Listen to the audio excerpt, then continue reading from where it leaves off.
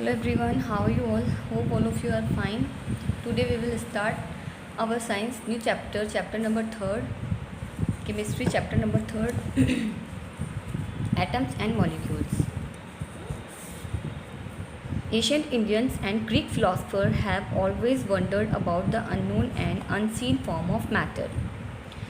जो कि पुराने इंडियंस एंड ग्रीक फिलोसफर थे, पुराने टाइम पर इंडियंस और ग्रीक फिलोसफर थे जिन्होंने अननोन और अनसीन फॉर्म देखी थी। जब मैटर मतलब मैटर हमारे चारों तरफ क्या होता है, मैटर होता है, मैटर के अंदर जो कि नहीं दिखने वाले अनसीन और अननोन जो मैटर के अंदर फिल होते हैं उन चीज़ों के बारे में मतलब सोचा था।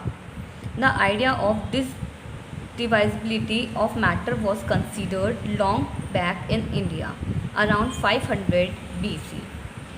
ये आइडिया था, जो डिविजिबिलिटी का जो आइडिया था मैटर के अंदर, इसको कंसीडर कर लिया गया था, यानी कि सोच लिया बहुत टाइम पहले इंडिया के अंदर पता लगा, सोचा था, ऐसा कंसीडर कर लिया, मान लिया गया था कि जो भी मैटर है वो किसी ना किसी चीज़ से फॉर्म होता है। लाइक हम जो भी सामान हमारे आसपास में जो भी चीज़ें हमें दिखती है, तो ये आइडिया था डिविजिबिलिटी का, ये आइडिया हमें कंसीडर हो गया था 500 बिफोर क्रिस्ट से पहले टाइम पर ही कंसीडर कर लिया था कि जितने भी मैटर्स हैं वो किसी ना किसी चीज़ से मिलकर बने होते हैं। An Indian philosopher Maharshi Kanad postulate that if we go on dividing matter पदार्थ, we shall get smaller and smaller particle। एक इंडियन फिलोसफर थे महर्षि कनाद, जिन्होंने पोस्टुलेट किया था कि अगर हम डिवाइडिंग मैटर, जो कि मैटर है, डिवाइडिंग पदार्थ जिसे कि कहते हैं, महर्षि कनाड थे, उन्होंने बताया था पदार्थ के बारे में। तो ये जो मैटर है, अगर हम इसे तोड़ते हैं, इनके पार्टिकल्स को डिवाइड करते हैं, तोड़ते जाते हैं तो ये स्मॉल से स्मॉलर पार्टिकल्स में डिवाइड हो जाता है। Ultimately a stage will come when we shall come across the smallest particles beyond which further division will not be possible. और अल्टीमेटली एक ऐसी स्टेज आती है जहाँ पर इन स्मॉलेस्ट पार्टिकल का आगे फर्दर डिवीज़न इम्पॉसिबल होता है, यानी कि पॉसिबल नहीं हो पाता है। ही नेम दिस पार्टिकल परमाणु, और उन्होंने महर्षि कनाद थे, उन्होंने इस पार्टिकल का नाम दिया परमाणु, जिसे कि हिंदी में परमाणु कहते हैं और इंग्लिश में हम लोग एटम कहते हैं। Another Indian philosopher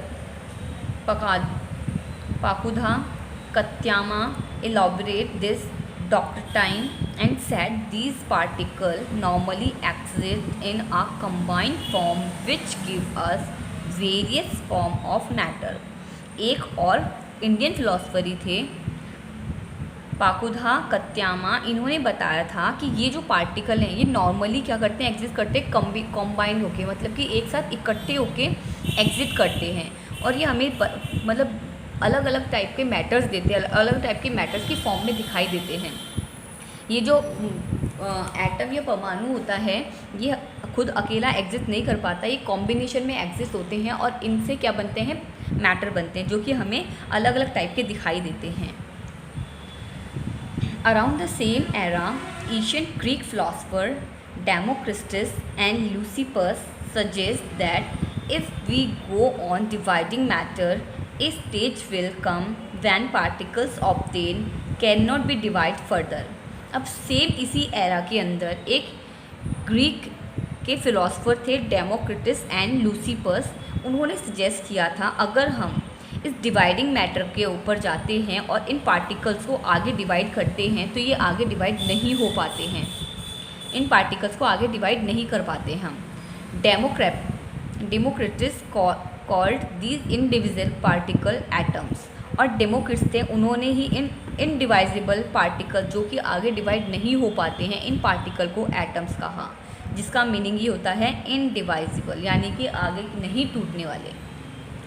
all this was based on philosophical consideration and not much experimental work to validate these idea could be done till the 18th century. और जो फिलोसफिकल कंसिडरेशन थे उनको सिर्फ उन्हीं को ना मानकर इसके ऊपर कोई एक्सपेरिमेंट वगैरह, कोई आइडिया पे एक्सपेरिमेंट नहीं किए गए थे। 18th सेंचुरी तक इस पर कोई भी एक्सपेरिमेंट नहीं किए थे by the end of 18th century. लेकिन जो 18th सेंचुरी के एंड के अंदर scientist recognize the difference between element and compound and naturally became interested in finding out how and why element combined and what happened when they combined। 18th century के last के अंदर 18th century तक तो कोई भी practical या फिर कोई भी एक्सपेरिमेंट इनके ऊपर नहीं हुए थे, लेकिन जब लास्ट हुआ 18th सेंचुरी का तब साइंटिस्ट थे उन्होंने रिकॉग्नाइज़ किया एलिमेंट्स और कंपाउंड जो कि हम लास्ट चैप्टर्स में पढ़ चुके हैं, चैप्टर नंबर 2 में पढ़ चुके हैं, इनके मिड में इनके बीच में डिफरेंस इन्होंने रिकॉग्नाइज़ किया साइंटिस्ट ने, और बताया कि नेचुरली उन्होंने इंटरेस्ट लेना शुरू किया कि ये जो एलिमेंट है किस चीज़ से कंबाइन होते हैं और ये कॉम्बिनेशन होने के बाद क्या होता है, किस तरह से होता है। तो इन लोगों को इंटरेस्ट आने लगा साइंटिस्ट को और उन्होंने क्या किया, उन पर एक्सपेरिमेंट करना शुरू किया। Antoine L Lavoisier led the foundation of chemical science by establishing two important law of chemical combination। Antoine L Lavoisier थे जिन्होंने कि केमिकल साइंस के अंदर 2 इम्पॉर्टेंट फॉर्मूले केमिकल कॉम्बिनेशन के ऊपर 2 इम्पॉर्टेंट लॉज दिए थे, इस्टेब्लिश किए थे। उन लॉज के बारे में हम पढ़ेंगे अब। Law of chemical combination, first law है लॉ ऑफ केमिकल कॉम्बिनेशन, यानी कि जो केमिकल कॉम्बिनेशन होता है उसका लॉ पढ़ते हैं कि केमिकल कॉम्बिनेशन में क्या क्या होता है, किस तरह से, उसका लॉ है ये। The law of the following 2 law of chemical combination were established after much experiments by Lavoisier and Joseph L Proust.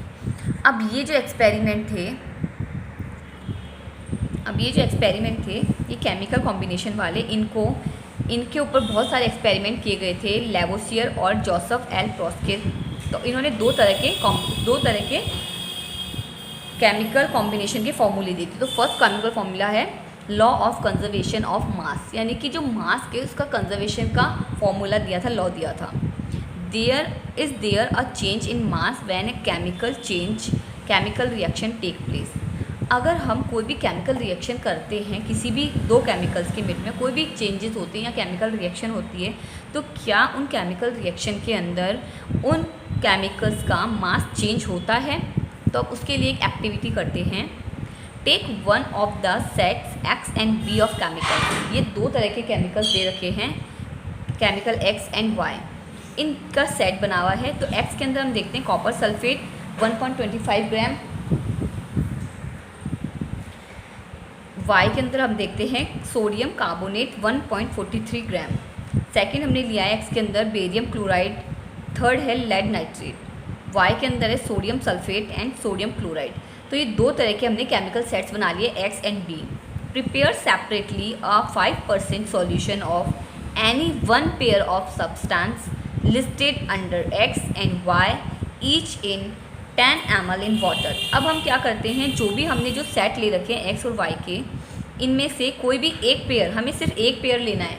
ऐसा नहीं करना कि इसके भी 2 ले लिया, इसका 1 ले लिया, ना, हमें सिर्फ एक पेयर लेना है। उसको 100 ml वाटर के अंदर क्या करना है, डालना है एक्स और वाई अमाउंट को। Take a little amount of solution of Y in conical flask and some solution of X in ignition tube. अब हम वाई जो कॉनिकल फ्लास्क है उसके अंदर जो वाई का जो भी कोई अमाउंट है, मतलब या तो सोडियम कार्बोनेट ले लेंगे, सोडियम सल्फेट ले लेंगे, तो हम सोडियम कार्बोनेट लेते हैं। एक कॉनिकल फ्लास्क के अंदर 10 ml वाटर के अंदर, ये कॉनिकल फ्लास्क है, इसके अंदर 10 ml वाटर है, इसके अंदर हमने वाई सॉल्यूशन डाल दिया है। अब एक इग्निशन ट्यूब लेंगे, इग्निशन ट्यूब लेके उसके अंदर जो एक्स वाला सॉल्यूशन है, एक्स का जो भी सेट है केमिकल का, कॉपर सल्फेट ले लिया हमने, इसको डाल देंगे। Hang the ignition tube in the flask carefully, see that the solution do not get mixed, put a cork on the flask। अब हम क्या करते हैं, जो हमने इग्निशन ट्यूब ली थी, एक्स वाला सॉल्यूशन डाला था जिसमें केमिकल डाला था एक्स वाला, उसे हम हैंग कर देंगे कॉनिकल फ्लास्क के अंदर किसी भी थ्रेड के थ्रू, और ऊपर से एक कॉर्क लगा देंगे, जिससे कि कोई भी केमिकल रिएक्शन ना हो पाए एयर और वाटर के कांटेक्ट में आकर। Weigh the flask with its contents carefully. अब हम वेट करते हैं उस फ्लास्क का, जो हमने लिया था उस फ्लास्क का हम वेट करते हैं। Now tilt a swirl the flask so that the solution X and Y get mix. अब हम थोड़ा सा टिल्ट कर देते हैं फ्लास्क को, या फिर स्विल करते हैं, यानी कि थोड़ा हिलाते हैं फ्लास्क को, जिससे कि एक्स और वाई सॉल्यूशन है वो मिक्स हो जाएं। व्हाट हैपन व्हेन, जिससे कि एक्स और वाई जो सॉल्यूशन है वो मिक्स हो जाते हैं। वेट अगेन, अब हम उसका अगेन से वेट करते हैं कि कितना वेट हो रहा है।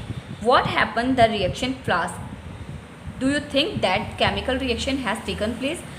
अब हम देखते हैं कि जो भी रिएक्शन हुआ एक्स और वाई सॉल्यूशन के मिलने से जो भी रिएक्शन हुआ, उस रिएक्शन होने के बाद में क्या फ्लास्क के मास में चेंज आता है?